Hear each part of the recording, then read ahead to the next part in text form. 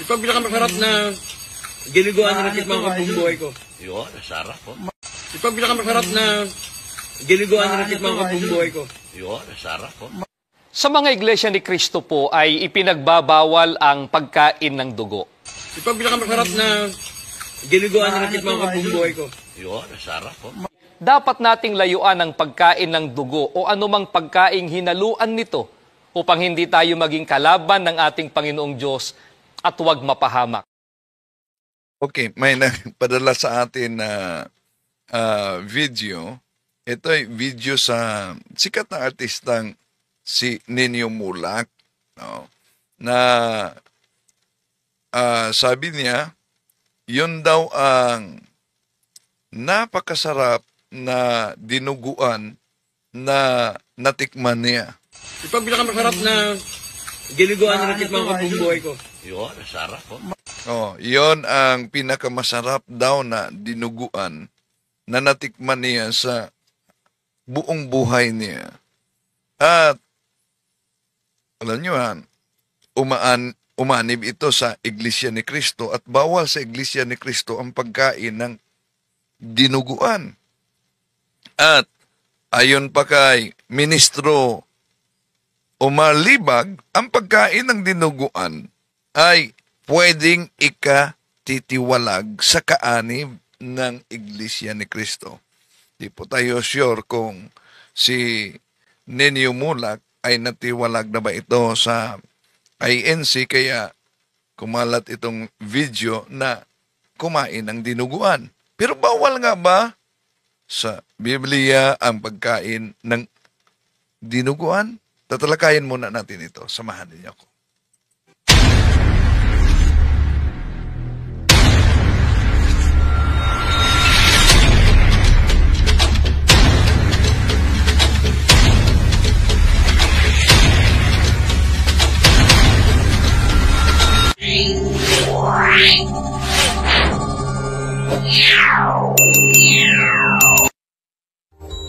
Kumusta? Muli itong inyong lingkod, Wendell Talibong, makasama ninyo sa pagkakataong ito.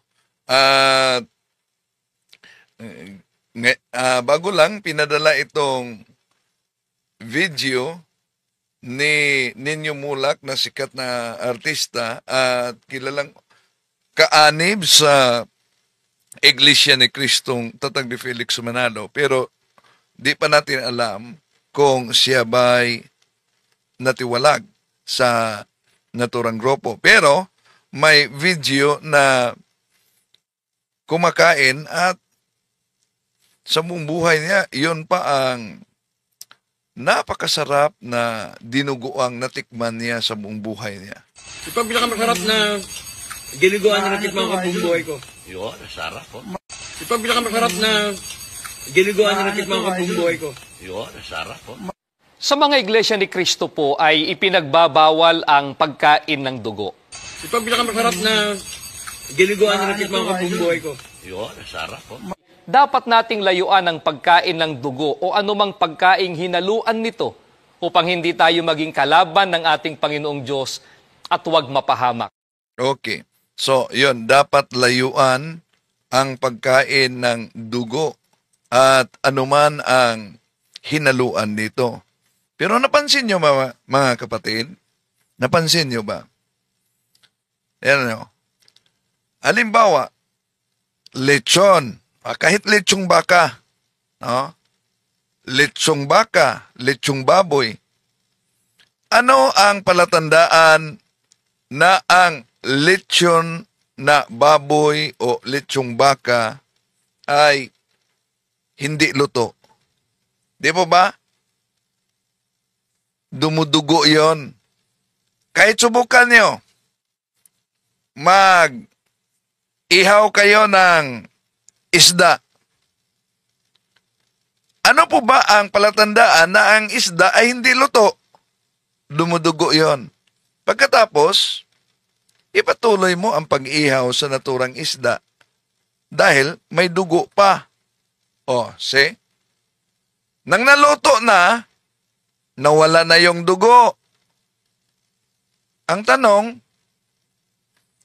saan napunta ang dugo? ng luto na.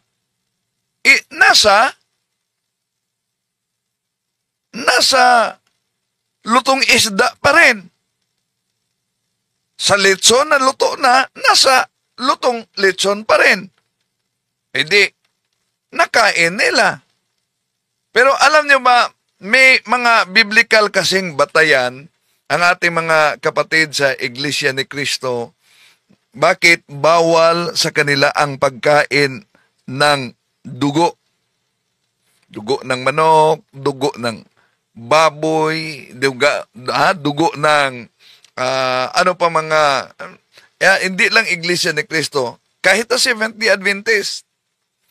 At lalo na ang members of the Church of God International, yung nakilalang dating Daan ni Eliseo Soriano, bawal din nila ang pagkain sa dugo. Hindi lang yan. Ang grupo na Kristohanon, bawal din nila ang pagkain ng dugo. Ang grupo ng Saksi ni Jehovah's Witnesses, bawal din nila ang pagkain ng dugo. Ano ang batayan nila?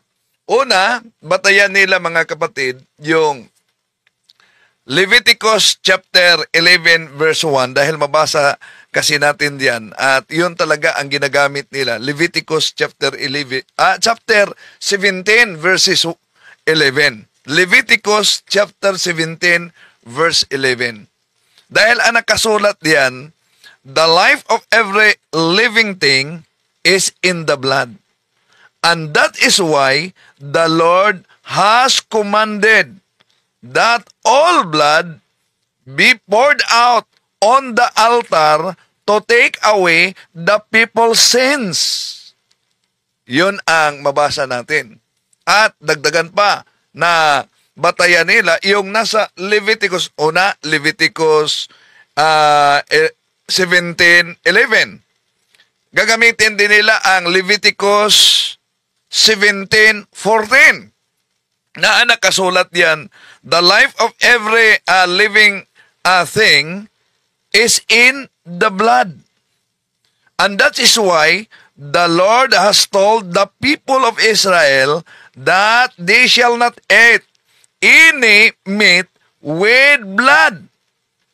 Yun ang mabasa mga kapatid. So, bawal talaga. Nasa Biblia talaga na mariing ipinagbabawal dyan ang pagkain ng dinuguan.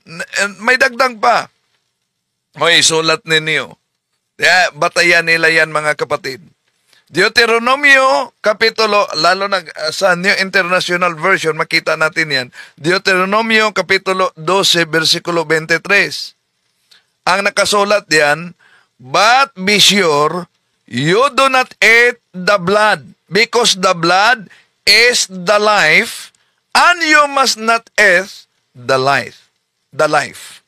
Yun ang mabasa, Deuteronomio 12:23.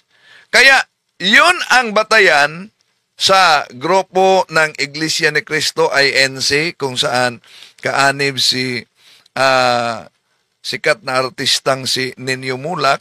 Pero ito, pinasa sa atin ang video sa pagkain kasi ng dinuguan. Ito ang pinakamasarap na giniguan na natikman ko buong buhay ko.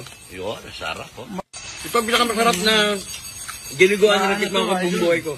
Yun, sarap po. Sa mga iglesia ni Cristo po ay ipinagbabawal ang pagkain ng dugo. Ito ang pinakamasarap na giniguan na natikman ko buong buhay ko. Yun, sarap po. Dapat nating layuan ang pagkain ng dugo o anumang pagkaing hinaluan nito upang hindi tayo maging kalaban ng ating Panginoong Diyos at huwag mapahamak. Okay, delikado na ikatitiwalag pala umano ito. Acknowledge kay kapatid na Harold Gatchali sa Thailand, si Brian Manukan, si Jose Noel Apora, Gina Dayon, Arnie Kabasag, Armel Gaspi, pati daw umano ang bawal din ba magpasaksak ng dugo kung maoperahan. Sa Jehovah's Witnesses yan, ipinagbabawal nila yan. No? Sabi ni Ilabori Ramos, nakita ko yan na video. Kumakalat na video, pinasa dito sa atin dahil kilala si Nino Mulak na isang artista nakaanib sa iglesia ni Kristong Tatag ni Felix Manalo. Kaya sabi sa nagpadala sa messenger natin na isang miyembro ng INC ang kumain daw ng dugo. Ito ang pinadala niya. Ito ang pinakamasarap na giniguan na natikman ko buong buhay ko. Yun, sarap po. Ito ang pinakamasarap na giniguan na natikman ko buong buhay ko. Yun, sarap po. Sa mga iglesia ni Kristo po ay ipinagbabawal ang pagkain ng dugo. So, bawal talaga sa INC ang pagkain ng dugo. Pero di tayo sure kung ito ba'y nanatili siyang INC hanggang ngayon. Pero kung letra por letra ang pag-unawa, dahil letra por letra naman talaga, Bible alone kasi sila, na dahil may mabasa sa Biblia na bawal ang pagkain ng dugo, kaya para sa kanila nagpatuloy ito hanggang ngayon. Pero ang tanong, ba't di nila sinali yung baboy? Letra por letra naman na mabasa sa Biblia. Si Jose Balabay, Bro Wendell, good day. Sarap kaya ng dinuguan, watching from sa England ba ito? Australia. So, hello kapatid. Welcome po. No? Pero dahil literal ang kanilang pagbasa sa Biblia. Kung napansin ninyo, diyan sa Leviticus, ito'y batayan din ng Seventh-day Adventist. Leviticus, Kapitulo 11, versikulo 7 hanggang 8. Anong mabasa diyan? Ang baboy, biyak nga ang kuko, ngunit hindi naman ngumungoya ng pagkaing mula sa sikmura, kaya hindi ito dapat kainin. Nasa Levitico 11:7, ituloy sa 8. Huwag kayong kakain ng karne ni hihipo man sa bangkay ng mga hayop na ito. Marurumi ito para sa inyo. Yon, nakasulat yan. At yun ang batayan, mga kapatid, sa grupo ng Seventh-day Adventist na tatag ni Ellen Goldwhite, na di sila kakain ng baboy dahil mabasa sa Biblia.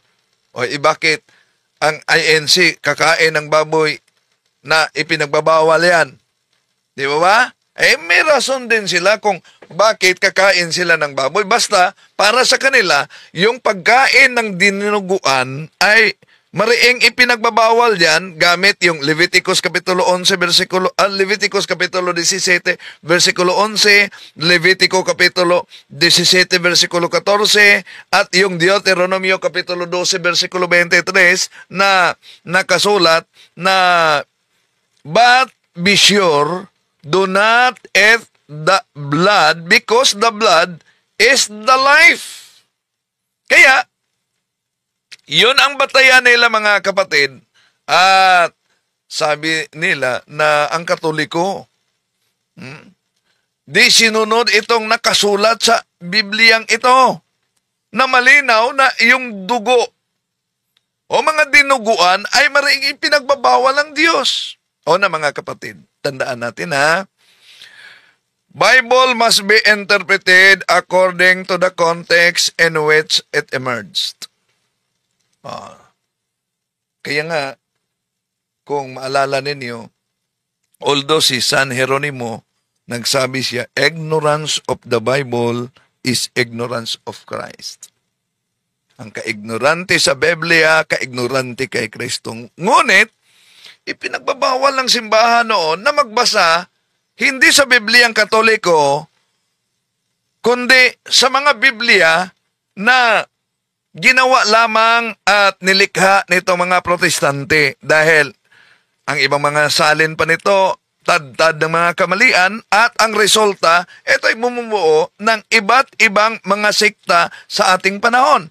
At tulad sa Seventh-day Adventist, nakabasa lang sa Leviticus Kapitulo 11, versikulo 7 hanggang 8 na ipinagbabawal ang pagkain ng baboy, pero yung founder nila si Ellen Goldwhite, si James White na asawa niya, batay sa magazine na ipinakita natin sa Seventh-day Adventist, kumakain ng baboy noon. Anong kaugnayan sa baboy? Dahil literal kasi ang pag-unawa nila. Bakit? Bakit itong mga INC, kumakain sila ng baboy na nakasulat naman sa Leviticus 11:7-8 na bawal yan. Pero para sa kanila, ang iwasan talaga yung dinuguan.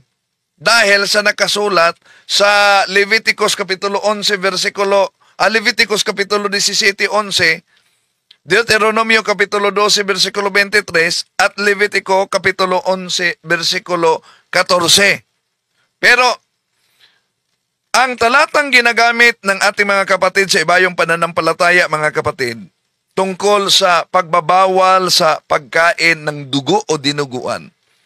Una, tandaan natin, hindi po yan applicable. Hindi po yan, ulitin ko, applicable sa ating panahon ngayon. Kundi, noon pa yan sa lumang tipan. Bakit? Dahil kung tingnan natin kasi, yung dugo sa lumang tipan, mga kapatid, ginagamit yon sa pangtubos ng kasalanan ng mga tao na isinagawa ng mga Hudyong mga pari sa pamamagitan ng pag-aalay sa Diyos ng katawan ng hayop at lalo na yung dugo na ibubuhos diyan sa altar. Di ba? Tingnan niyo yung mabasa sa Levitico Kapitulo 4. Levitico Kapitulo 4, versikulo 35. Di po ba?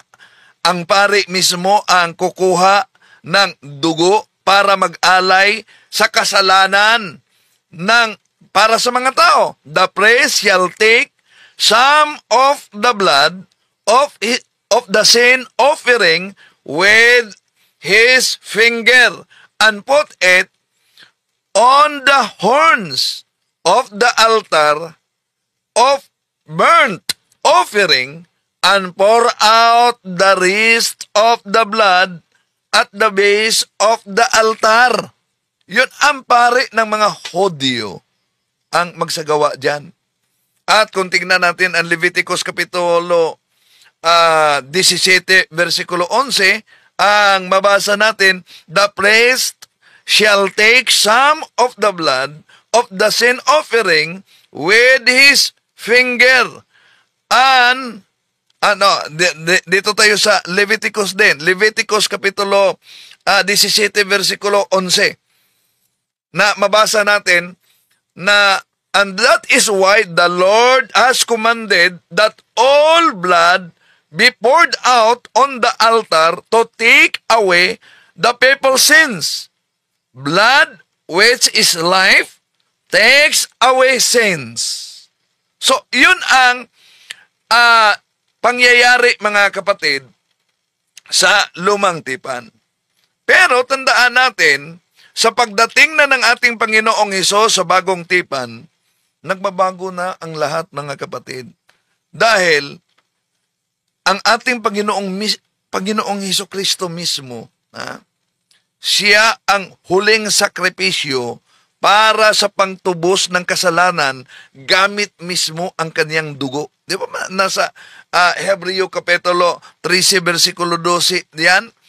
Jesus also died outside the city in order to purify the people from the sin with his own blood. Kaya, ang ginagamit sa INC na paborito ko sa Lamsa Translation Bible, Gawa Kapitulo 20, versikulo 28, binili tayo sa banal na dugo ng ating Panginoong Hesus. At kung tingnan natin ang Revelation chapter 5 verse 9, mabasa natin na because you were slain, and with your blood you purchased me for God from every tribe and language and the people and nation. So, klarong-klaro mga kapatid, na batay sa talata na ginagamit natin, kaya sa kamatayan ng ating Panginoong Hesus, napawalang bisa na yung lumang kautusan, lalo na sa pagkain, tulad sa pagbabawal sa pagkain ng baboy at lalo na ang pagbabawal sa pagkain ng mga dinuguan. Bakit? Tingnan niyo yung Ephesians chapter 2 verse 15. Di po ba ating mabasa diyan? He abolished the Jewish law with its commandments and rules in order to create out of the two races one people in union with himself. In this way, making peace. Nasa Ephesians chapter 2 verse 15 yan mga kapatid. No? At kung tingnan din natin ang 2 Corinthians chapter 5 verse 17, so whoever is in Christ is a new creation. The old things have passed away. Behold, new things have come. So napakalinaw mga kapatid. At nilinis na po ng Diyos ang lahat ng mga pagkain na itinuturing noong lumang tipan na di pwedeng kainin. Di po ba? Anong mabasa diyan sa Gawa Kapitulo 10, versikulo Acts of the Apostles chapter 10 verse 15? Napakaliman now. Galing mismo ang tinig sa langit. The voice spoke to him again. Sino yung him? Si San Pedro. Do not consider anything. Yun ang pahayag ng tinig sa langit. Do not consider anything unclean that God has declared clean. Napakalinaw yan mga kapatid. Do not consider anything unclean that God has declared clean. So, pakibasa din sa Roma Kapitulo 14, versikulo 20. Pero, may ginagamit sila na talata mga kapatid. Na sabi nila, abay, hindi totoong sa lumang tipan lang yan. Bakit? Nagpatuloy yan. Kahit sa bagong tipan. Anong batayan? Gagamit pa yan sila ng Catholic Translation Bible. Gagamitin nila yung Acts chapter 21 verse 25 sa Douay-Rheims Version Bible, Confraternity Bible. Dahil ang nakasulat sa Acts of the Apostles chapter 21 verse 25, but as touching the Gentiles that believe, we have written, declaring that they should only refrain themselves from that which has been offered to idols, and from blood, and from things strangled, and from fornication. See? Sabi nila, hindi po ba, asan yung sinasabi ng mga Katolikong sa lumang tipan lang yan? Nagpatuloy yan sa bagong tipan. Dahil kung tingnan din ang Acts of the Apostles chapter 15 verse 25, lalo na kung gagamitin ang Confraternity Version, mabasa yan, that you abstain from things sacrificed to idols, and from blood, and from things strangled, and from fornication, from which things keeping yourselves, you shall do well. Fare ye well, O, so, sabi nila, di po ba? Ang pagkain ng dinuguan, hindi lang yan sa lumang tipan. Nagpatuloy yan maski sa bagong tipan. Pero, tandaan ninyo, kung tingnan natin ang original Greek Bible in which the New Testament was written, ang ginagamit na abstain ng Acts of the Apostles chapter 21 verse 25, lalo na yung Acts of the Apostles chapter 15 verse 20, mga kapatid, ay ang mabasa sa original Greek ay apikchistai. Yung apikchistai, malayo yan sa Greek na kolo, na ang ibig sabihin ay totally pinagbabawal talaga. So, ang Greek na kolo, mga kapatid, ibig sabihin, total talaga na mariing ipinagbabawal sa mga talata sa Gawa Kapitulo 21, versikulo 25, Gawa Kapitulo 15, versikulo 20. Pero ang mabasa diyan ay apekchistai, na ang ibig sabihin, abstain, lumayo, o kaya'y umiwas ka. Tulad sa Roma Kapitulo 14, versikulo 21, abstain ang ginagamit din, mga kapatid, sa pag-uutos, sa pag-iiwas, sa pagkain ng karne, o sa pag-inom ng alak. No? Yun, hindi yung tinatawag na kulo sa original Greek Bible na totally ipinagbabawal talaga. So, sa Romans chapter 14 verse 21, ang mabasa diyan, it is best to abstain from eating any meat or drinking any wine. O, yun ang mabasa natin. Pero, di po ba, ang lakas kumain nila ng karne. Bawal nila ang dugo, pero kumakain sila ng karne. Nasa Roma Kapitulo 14, versikulo 21 yan. Abstain from eating any meat or drinking any wine. May iinom pa ng alak, di po ba? So, out of topic sila. Napaka out of context sila, mga kapatid. Kaugnay diyan. Kaya, etong si Ninyo Mulak na kumalat ang kanyang video, actually, di ko talaga alam na siya ay INC. Kaya nagtanong ako, totoo ang INC siya? Oh bro, INC talaga. Kaya nagulat ako sa video nakita ko na kumain siya ng dinuguan. Ito ang pinakamasarap na giniguan na natikman ko buong buhay ko. Yun, sarap po. Ito ang pinakamasarap na giniguan na natikman ko buong buhay ko. Yun, sarap po. Sa mga iglesia ni Cristo po ay ipinagbabawal ang pagkain ng dugo. Ito ang pinakamasarap na giniguan na natikman ko buong buhay ko. Yun, sarap po. Dapat nating layuan ang pagkain ng dugo o anumang pagkaing hinaluan nito upang hindi tayo maging kalaban ng ating Panginoong Diyos at huwag mapahamak. Yon.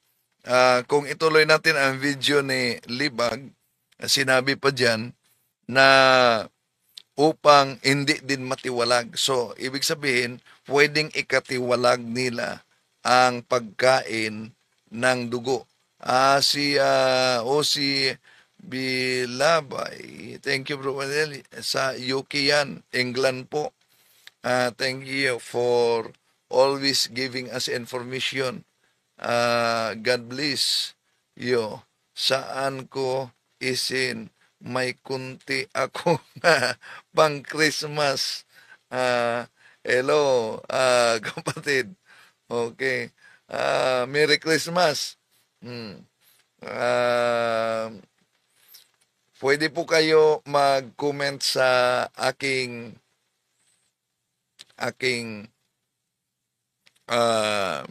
Facebook.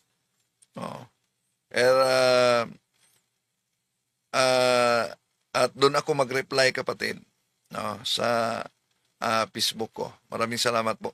Kumusta din si sila si Jerry Almendras, Joy Almendras, ang mga matalik kong kaibigan dyan sa England. No? Okay. So, yan po mga kapatid. Pasok na tayo. Alas 9 na pala. Pasok tayo sa punto por punto. Basta dito nakita natin ang sarap. Ito ang pinakamasarap na giniguan na natikman ko buong buhay ko. So, ang sarap ng dinuguan umano na nakain niya sa buong buhay niya. So, ibig sabihin, kumakain talaga siya ng dinuguan. Pero di natin sigurado, siya ba'y nanatili na Iglesia ni Cristo hanggang ngayon? Dahil kung nanatili siya na Iglesia ni Cristo hanggang ngayon, ito'y mariing ipinagbabawal sa sikta na inaaniban nila. Pero, di yan bawal sa ating mga Katoliko, pero may mga abstinent tayo. No? Hindi lang sa at fasting tayo. No? Hindi lang sa pagkain ng karne, no? Lalo na Friday, so may abstinence tayo. At may fasting din tayo 1 hour before Mass. Okay? To make His message known is our responsibility. So here we are to pledge our lives to the Lord.